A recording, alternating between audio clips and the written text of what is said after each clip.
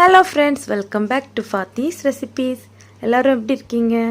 இப்போ நம்ம என்ன ரெசிபி பார்க்க போகிறோன்னா பாயில்டு எக் மசாலா ஃப்ரை எப்படி பண்ணுறதுன்னு பார்க்கலாம். இது ரொம்ப சிம்பிளான ரெசிபி தான், பிகினர்ஸ் கூட ஈஸியாக பண்ணிடலாம். அதனால் வீடியோ ஸ்கிப் பண்ணாமல் ஃபுல்லாக பாருங்கள். வீடியோக்குள்ளே போகிறதுக்கு முன்னாடி யாரெல்லாம் நம்ம சேனலில் புதுசாக பார்க்குறீங்களோ அண்ட் யாரெல்லாம் நம்ம சேனலில் இது வரைக்கும் சப்ஸ்கிரைப் பண்ணாமல் பார்க்குறீங்களோ அவங்கெல்லாம் மறக்காமல் சப்ஸ்கிரைப் பண்ணிவிடுங்க ஃப்ரெண்ட்ஸ். சரி, இப்போ டேஸ்டியான பாயில்டு எக்கில் எப்படி மசாலா ஃப்ரை பண்ணுறதுன்னு பார்க்கலாம் வாங்க. நான் ஃபஸ்ட்டு 4 முட்டையை பாயில் பண்ணி எடுக்கிறேன். இந்த மாதிரி நீங்களும் பாயில் பண்ணி எடுங்க. எக் நல்லா பாயில் ஆனதுக்கப்புறம் ஆறுனதுக்கப்புறம் எக்கோட ஷெல்லெல்லாம் ரிமூவ் பண்ணி எடுத்து வச்சுருக்கிறேன். இப்போ இன்னொரு மிக்சிங் பவுலில் 1/2 teaspoon ginger garlic paste add பண்ணிக்கோங்க. 1/4 டீஸ்பூன் பெப்பர் பவுடர், 1 டீஸ்பூன் மிளகாய்த்தூள், மிளகாய்த்தூள் உங்கள் காரத்துக்கு ஏற்ற மாதிரி ஆட் பண்ணிக்கோங்க. 1/4 டீஸ்பூன் மஞ்சள் தூள், தேவையான அளவு உப்பு, இவ்வளவும் ஆட் பண்ணிக்கோங்க.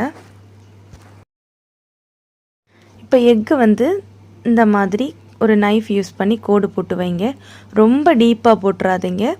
ஓரளவுக்கு அந்த மசாலா இறங்குறது மாதிரி லேசாக 3 கோடு போட்டு வச்சுக்கோங்க. இப்படி எல்லா எக்குலேயுமே போட்டு வைங்க.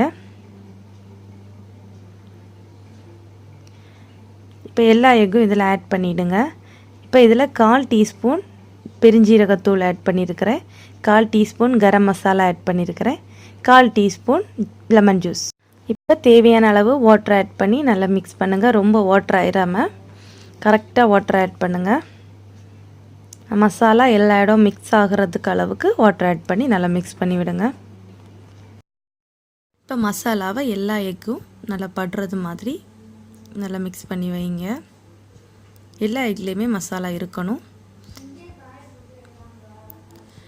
இதை அப்படி மேரினேட் பண்ணி வச்சுட்டு 10 மினிட்ஸ்க்கு அப்புறம் எடுத்து ஃப்ரை பண்ணிக்கலாம். 10 to 15 மினிட்ஸ் அப்படி வச்சுட்டு அதுக்கப்புறமா எடுத்து ஃப்ரை பண்ணிக்கோங்க. இப்போ ஸ்டவ் ஆன் பண்ணி அதில் நான் பேன் வச்சுருக்கிறேன். பேன் ஹீட் ஆனதும் ஆயில் சேர்த்துக்கோங்க. 2 டேபிள் ஸ்பூன் கோகனட் ஆயில் சேர்த்துக்கிறேன். கோகனட் ஆயில் ஆட் பண்ணிங்க அப்படின்னா தான் டேஸ்ட் நல்லாயிருக்கும். ஆயில் நல்லா சூடானதும் அதில் ஒரு கொத்து கருவேப்பிலை ஆட் பண்ணிக்கோங்க. கருவேப்பிலை பொரிஞ்சதும் நம்ம ஏற்கனவே மேரினேட் பண்ணி வச்சுருக்கிற 10 மினிட்ஸ்க்கு அப்புறம் மேரினேட் பண்ணி வச்சுருக்க எக்கு 10 மினிட்ஸ்க்கு அப்புறம் எடுத்து இதில் ஆட் பண்ணிக்கோங்க. இந்த ஆயிலில் ஃப்ரை பண்ணி எடுங்க. இப்போ எக்கு ஒரு சைடு வெந்ததும் நெக்ஸ்ட்டு சைடு திருப்பி போட்டுக்கோங்க. எக்கு அந்த மசாலாவில் நல்லா மிக்ஸ் பண்ணி ஃப்ரை பண்ணி எடுங்க. அந்த மசாலா நல்லா கோட் ஆகணும் எக்கில், அந்த மாதிரி ஃப்ரை பண்ணி எடுங்க.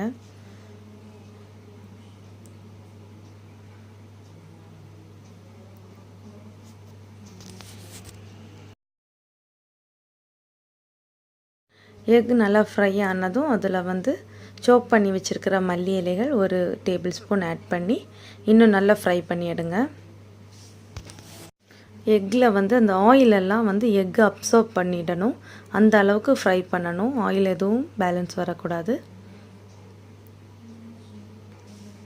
இப்போ பாருங்கள், ஆயில் எதுவுமே இல்லை அவ்வளவா. இந்த அளவுக்கு ஃப்ரை பண்ணி எடுத்துகிட்டு ஸ்டவ் ஆஃப் பண்ணிக்கோங்க.